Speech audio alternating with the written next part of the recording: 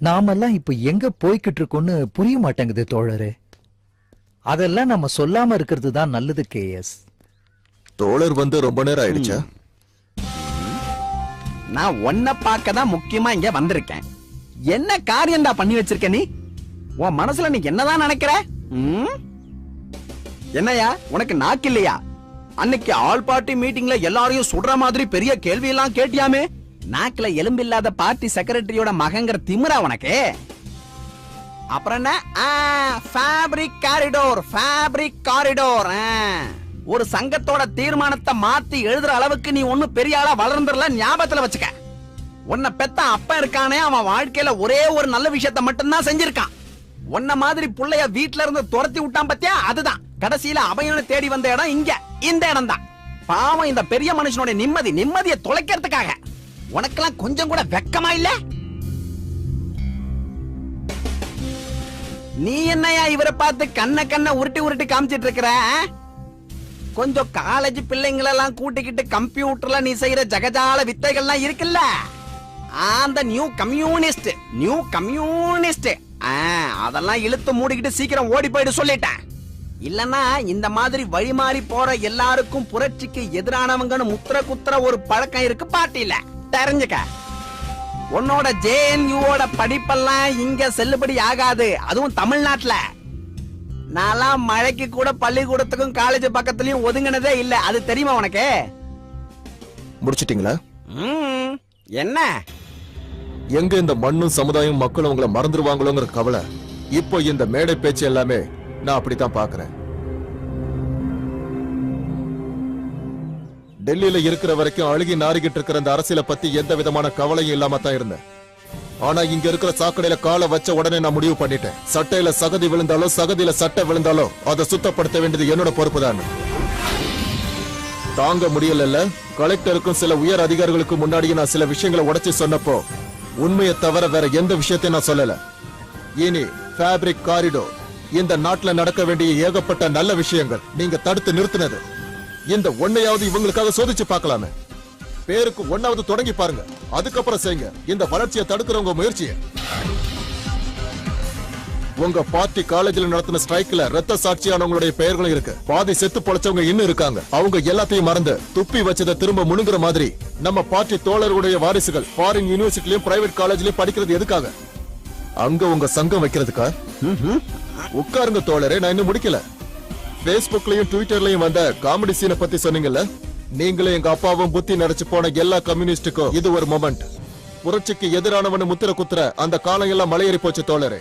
இனி வர்றது பிராக்டிக்கல் கம்யூனிசத்தோட காலம். இலக்காரமா சொன்னீங்களே, அந்த புதிய கம்யூனிசத்தோட காலம். என்ன அவமானப்படுத்துறதுக்காகவே இந்த சுயநலவாதியை இங்க வரவழைச்சிருக்கீங்க போல இருக்க. ராஜா நிர்வாணமா இருக்கிறாருன்னு கூப்பிட்டு சொல்றதுக்கு தைரியமான சுயநலவாதிகள் அப்பப்ப இங்கேயும் வேணும் இல்ல தோழரே? நான் சுயநலக்காரன் தான், ஆனா உங்களுடைய பிறவி குணம் அதை என்னால மாத்த முடியாது. JNU நீங்க படிச்சு வந்த கோர்ஸ் எல்லாம் அது அங்க இல்ல தோழரே. மகனுக்கு அரசாங்கம் கொடுத்த டெக்னிக்கல் இன்ஸ்டிடியூட் சேர்மன் பதவி, மகளுக்கு டாக்டரேட், சொந்தக்காரங்களுக்கு ஏக்கர் கணக்குல இடம், பக்கத்து வீட்டுக்காரனுக்கு ஏகப்பட்ட பென்ஷன். இதெல்லாம் கணக்கு போட்டு கூட்டி கழிச்சு பாக்குற அந்த பழக்கம் அதெல்லாம் அங்க கத்து கொடுக்கல தோழரே. அது சரிதான். நான் கிளம்புறேன். ரொம்ப நாள் கழிச்சு உன்னை பாக்கலான்ட்டு வந்தேன், ஆனா வந்த இடத்துல நல்ல மரியாதை கொடுத்துட்டீங்கப்பா. இதுக்காக நான் ரொம்ப வெக்கப்படுறேன். வெக்கப்படணும் தோழரே. யாருக்கோ மகளா பிறந்தவதான் இந்த பொண்ணுன்னு கூட பாக்காம பார்ட்டியை விட்டுட்டு போன ஒரே காரணத்துக்காக ஒரு பொண்ணை விபச்சாரின்னு கூப்பிட்ட இந்த பண்பாட்டை நினைச்சு வெக்கப்படுறேன். இல்ல, ஊடகங்கள் என்னோட வார்த்தைகளை தவறா பயன்படுத்தினதுனால நடந்த பழிய நீங்க அவங்க மேல போடுறீங்க. ஆனா ஊடகங்கள் தவறா சொல்ற அளவுக்கு வார்த்தையை துப்புனது நீங்க தானே. எங்க அப்பாவை ரொம்பவே பாராட்டினீங்கல்ல என்ன வீட்டு விட்டு துரத்துனதுக்கு. என்ன யாரும் இறக்கி விடல, நானாத்தான் இறங்கி வந்த சில விஷயங்களுக்காக. சொந்த வீட்லயே ஒரு ஆள் இருக்காருல, அப்பாவோட சைனுக்கும் அரசாங்க செயலுக்கும் பிரைஸ் டாக்கா இருந்த பையன். உப்ப தின்னவன் தண்ணி குடிச்சே ஆகணும்னு சும்மா யாரும் சொல்லி வைக்கல, அனுபவ ரீதியா தான் அதை சொல்லி வச்சிருக்காங்க. அப்ப யோசிச்சிருந்தா அந்த கெட்ட பேர் வந்திருக்காது. சுத்தி இருக்கிறவங்களை புரிஞ்சுக்கிறவன் தான் உண்மையான கம்யூனிஸ்ட். சுத்தி பாருங்கன்னு சொல்ல மாட்டேன். எப்பவாவது உள்ளுக்குள்ள இருக்கிற உணர்வை மதிக்கணும். எல்லாரையும் காப்பாத்துறதுக்காக இவர் செஞ்ச தியாகத்தை பத்தி சொன்னார்ல. 48ல நெல்லை போலீஸ் ஸ்டேஷன்ல இருந்து நொண்டி ஏறி வந்தது இந்த வீட்டுல தான் தோழரே, அதை மறந்துடாதீங்க. அப்புறம் நான் இங்க அபயம் தேடி வந்த விஷயம் இது என்னோட அபயம் இல்ல, ஆசீர்வாதம். இந்த யுத்தத்துல எனக்கு காயம் ஏற்பட்டாலும் இல்ல நான் செத்து போனாலும் இந்த நல்ல மனுஷனோட வாழ்ந்த புண்ணியம் போது எனக்கு. அது உங்களுக்கு புரியாது கேஎஸ். மனுஷனை விலங்கால கட்டி போடுறவனும் டீ கடையில உட்கார்ந்துகிட்டு அமெரிக்காவை கேவலமா பேசுறவனு கிடையாது உண்மையான கம்யூனிஸ்ட். அடுத்தவனுடைய பசி அறிஞ்சு கையில இருக்கிற கஞ்சி கலவைய அடுத்தவனுக்காக நீட்டி கொடுக்கறவன பாத்திருக்க முடியாது. அப்படி ஒரு கம்யூனிஸ்ட் காரன. ரொம்ப லேட் ஆனாலும் இவரை பார்க்க வந்தது நல்ல விஷயம் தான். எனக்கு செத்து சுண்ணாம்பாகிறதுக்கு முன்னாடி ஒரு நல்ல கம்யூனிஸ்ட பார்த்தோங்கிற மன நிறைவோட நீங்க இந்த இடத்தை விட்டு போகலாம்.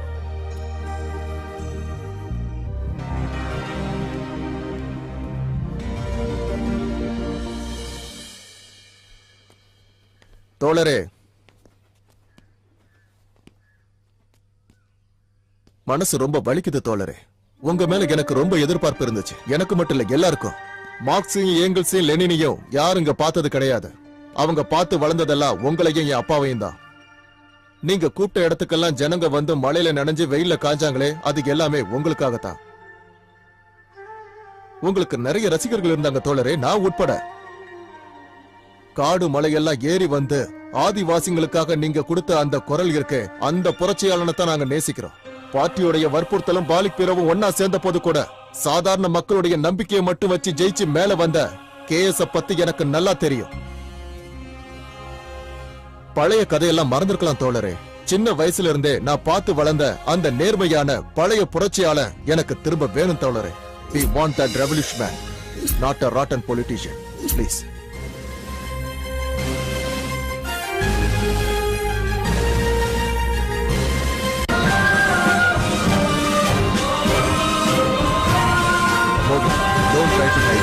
உண்மையை சொல்லு, எவ்வளவு காசு கொடுத்த, இல்ல எவ்வளவுக்கு பேசி முடிச்சிருக்க?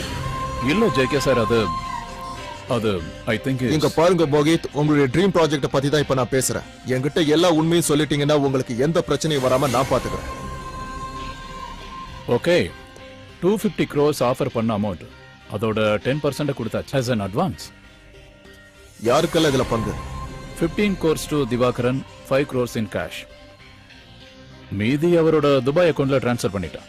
அப்புறம் மத்த எல்லாருக்கும் சேர்த்து 5 கோடி from top to grass root level. சரி, இனிமே ₹1 கூட நீங்க யாருக்கும் கொடுக்க கூடாது. அந்த வாக்குறுதியை நீங்க எனக்கு கொடுக்கணும். அப்படி நான் மட்டும்தான் உங்க கூட என்னால நிக்க முடியும். ஊழல் பணத்தோட துணை இல்லாம இந்த நாட்டுல ஒரு ப்ராஜெக்டையாவது நடத்தி ஆகணும். இல்ல ஜேகே சார், எல்லா பொலிட்டிக்கல் பார்ட்டிஸையும் எதிர்த்து நான் அந்த நாட்டுல எப்படி சர்வை பண்ணுவேன்? Have trust Mohit. நீங்க கேட்டது இல்லையா, நம்பிக்கை இருந்தா மலைய கூட மறிக்கலாம், கடல் கூட வழிவிடும். 2 நாள்ல எலக்ட்ரிக் கனெக்ஷனும் வெறும் 5 நாள்ல இண்டஸ்ட்ரிக்கான பூமியை அலாட் பண்ற ஒரு மாநிலமும் இந்த நாட்டுல இருக்கு. Let us try. உங்களோட டெல்லி கனெக்ஷன்ஸ் பத்தி எனக்கு தெரியும் ஜேகே சார். ஆக்ஸ்போர்ட்ல பொலிட்டிக்கல் சயின்ஸ் படிச்சுட்டு வர ப்ளூ பிளட்டோட சேர்ந்து நீங்க நடத்துற பொலிட்டிக்கல் மேபிள பத்தி, பீகாரி பாபுவோட சேர்ந்து நீங்க பண்ற சீக்காரிய பத்தியும் I have a heard a lot.